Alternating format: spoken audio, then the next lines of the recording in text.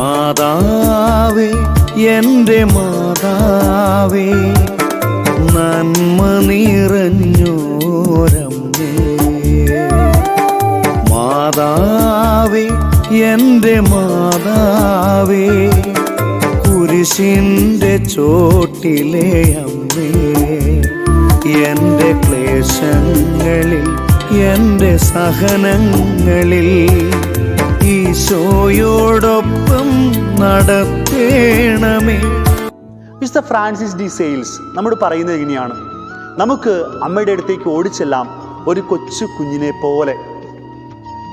അവളുടെ കരങ്ങളിലേക്ക് തികഞ്ഞ ആത്മവിശ്വാസത്തോടെ നമ്മുടെ എല്ലാ ആകുലതകളെയും നമുക്ക് സമർപ്പിക്കാം.